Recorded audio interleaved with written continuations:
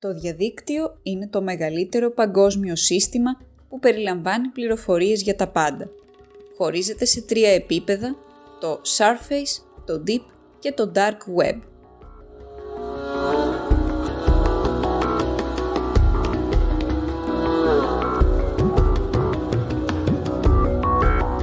Σε ορισμένα επίπεδα υπάρχουν περισσότερα δεδομένα από ό,τι σε άλλα. Όσο περνάει ο καιρός, το διαδίκτυο γίνεται όλο και πιο περίπλοκο και είναι λογικό να προκαλεί φόβο, ειδικά όταν ακούγονται νέα και αναφορές για το Dark Web. Αυτό το όνομα έχει συνδεθεί με την εμπορία παράνομων αγαθών και τη λειτουργία μυστικών υπηρεσιών. Αν και κάποιοι μιλούν για το Dark Web λέγοντας πράγματα που δημιουργούν φόβο, παρακάτω θα δούμε τι είναι το Dark Web, τι συμβαίνει εκεί και πώς επηρεάζει την ψηφιακή ασφάλεια. Οι δυνατότητες του διαδικτύου είναι πολύ μεγαλύτερες από ό,τι μπορεί κανείς να φανταστεί. Για να είμαστε σαφέστεροι, το 90% του ιστού δεν είναι ορατό στους χρήστες και αποτελεί τον κρυφό ιστό. Ο επιφανειακός ιστός που γνωρίζουμε αποτελεί μόνο το 10% του συνολικού ιστού. Υπάρχουν σχεδόν 2 δισεκατομμύρια δημόσιοι ιστότοποι που μπορείτε να βρείτε μέσω μηχανών αναζήτησης όπως το Google Chrome. Αν και αυτός ο αριθμός αλλάζει συνεχώς, ο μέσος χρήστης δεν μπορεί να βρει πολλές ιστοσελίδες στο διαδίκτυο που είναι κρυμμένες. Το μεγαλύτερο μέρος του ψηφιακού περιεχομένου στον κόσμο δεν είναι προσβάσιμο μέσω των μηχανών αναζήτησης.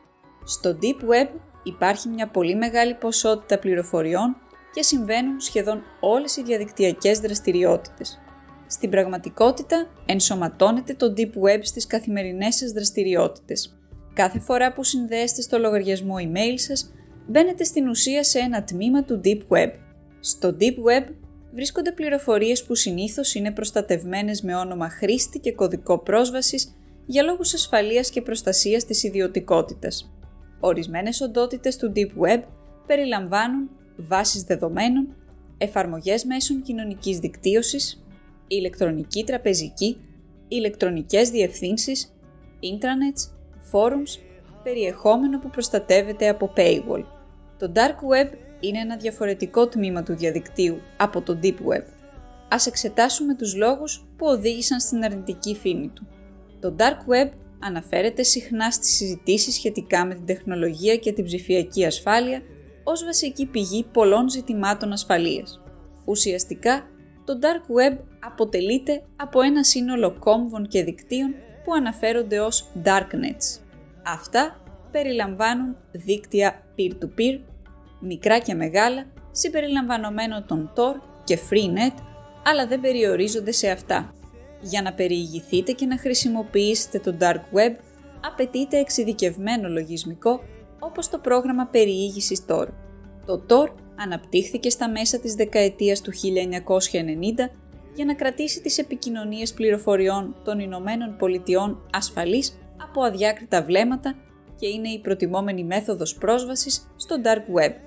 Το Onion Router χρησιμοποιεί 3 επίπεδα κρυπτογράφησης και έναν συγκεκριμένο μηχανισμό δρομολόγησης κίνησης στο διαδίκτυο για να εξασφαλίσει πλήρη ανωνυμία.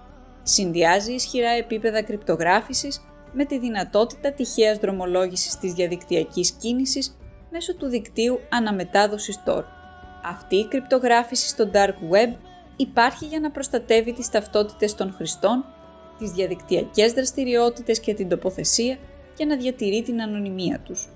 Χρησιμοποιώντας το πρόγραμμα περιήγησης Tor, οι χρήστες του διαδικτύου μπορούν να έχουν πρόσβαση στο Dark Web για να επικοινωνούν και να μοιράζονται δεδομένα με εμπιστευτικότητα χωρίς τον κίνδυνο εντοπισμού τους.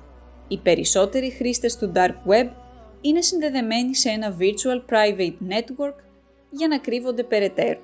Άνθρωποι όπως αντιφρονούντες, ακτιβιστές, δημοσιογράφοι και υπηρεσίες πληροφοριών χρησιμοποιούν το Dark Web για μεγαλύτερη ανωνυμία. Οι δραστηριότητές τους μπορεί να μην είναι παράνομες, όμως χρειάζονται την ανωνυμία του Dark Web για να μην κινδυνεύσουν οι ίδιοι. Ωστόσο, το Dark Web χρησιμοποιείται σε μεγάλο βαθμό και από κυβερνοεγκληματίες για να επιτύχουν διάφορους παράνομους σκοπούς. Στο Dark Web υπάρχουν περιοχές όπως αγορές και φόρουμ, στα οποία οι κακοποιοί πραγματοποιούν παράνομες συναλλαγές προϊόντων και υπηρεσιών. Μερικά από τα παράνομα προϊόντα που διακινούνται σε αυτές τις μαύρες αγορές περιλαμβάνουν προσωπικά δεδομένα, πλήρη ονόματα, διευθύνσεις κατοικίας, αριθμούς τηλεφώνου, ημερομηνίες γέννησης, αριθμούς κοινωνικής ασφάλισης, διευθύνσεις email, οικονομικά δεδομένα, στοιχεία κλεμμένων πιστωτικών καρτών, ονόματα χρήστη και κωδική πρόσβασης, διαπιστευτήρια λογαριασμών, τραπεζικά και ασφαλιστικά αρχεία, δεδομένα σύνδεση στο διαδίκτυο, ονόματα χρήστη και κωδικούς πρόσβασης από μέσα κοινωνικής δικτύωσης έως υπηρεσίες κοινής χρήσης και ροής βίντεο και επαγγελματικές υπηρεσίες επιπληρωμή, ιατρικά δεδομένα, ιατρικό ιστορικό, συνταγογραφήσεις, βιομετρικά δεδομένα, αποτελέσματα εξετάσεων, τις πληροφορίες χρέωσης και άλλες ευαίσθητες λεπτομέρειες, εμπιστευτικά εταιρικά δεδομένα, πνευματική ιδιοκτησία, διπλώματα ευρεσιτεχνίας, ανταγωνιστικές πληροφορίες και άλλες επιχειρησιακές λεπτομέρειες, πλαστά στοιχεία, πλαστά διαβατήρια, κλεμμένες άδειες οδήγησης και ταυτότητες, τραπεζικές επιταγές και άλλα.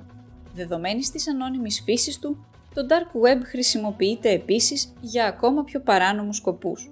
Τα φόρουμ του είναι γνωστά για την αγορά και πώληση παράνομων όπλων, τη διακίνηση ναρκωτικών, καθώς και το περιεχόμενο πορνογραφίας. Ο σκοτεινός ιστός περιλαμβάνει επίσης παράνομους ιστότοπους παιδικής πορνογραφίας που είναι προσβάσιμοι μόνο μέσω κρυφών links. Πολλές είναι επίσης οι φήμες που κυκλοφορούν για τα λεγόμενα Red Rooms. Πρόκειται για δωμάτια όπου άνθρωποι κρατούνται όμηροι και κακοποιούνται ή ακόμα και δολοφονούνται live. Ωστόσο το πιθανότερο είναι ότι πρόκειται για απάτη, ώστε οι κακόβουλοι παράγοντες να αποσπάσουν χρηματικά ποσά από τους χρήστες. Μία ακόμα παράνομη δραστηριότητα είναι η παροχή υπηρεσιών πληρωμένων δολοφόνων, η λεγόμενη hitman. Ωστόσο και σε αυτή την περίπτωση, οι υπηρεσίες αυτές είναι πιθανότατα απάτη. Αρκετοί ιστότοποι που φιλοξενούν παράνομο υλικό έχουν ανακαλυφθεί από κυβερνητικές υπηρεσίες και έχουν κλείσει τα τελευταία χρόνια, συμπεριλαμβανομένων των Silk Road, Alpha Bay και Hansa. Ενώ το να περιηγηθεί κάποιος απλά στο Dark Web δεν είναι παράνομο, δεν σημαίνει ότι δεν είναι και επικίνδυνο. Εάν ανακαλυφθεί ότι αγοράσατε κάτι από παράνομη αγορά ή βρεθήκατε έστω και κατά λάθος σε ιστότοπο παιδικής πορνογραφίας, μπορεί να αντιμετωπίσετε ποινικές διώξεις. Το Dark Web δεν προσφέρει επίσης καμία ασφάλεια για τα δεδομένα σας και δεν μπορείτε να είστε σίγουροι ότι δεν θα κλαπούν. Ακόμα, η συσκευή σας θα μπορούσε εύκολα να μολυνθεί από ιούς και κακόβουλα λογισμικά όπως ransomware και trojans.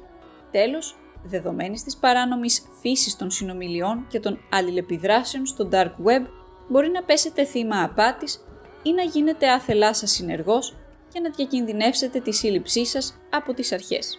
Επομένως, πρέπει να το σκεφτείτε 2 φορές πριν εισέλθετε σε ένα από τα πιο σκοτεινά μέρη του διαδικτύου.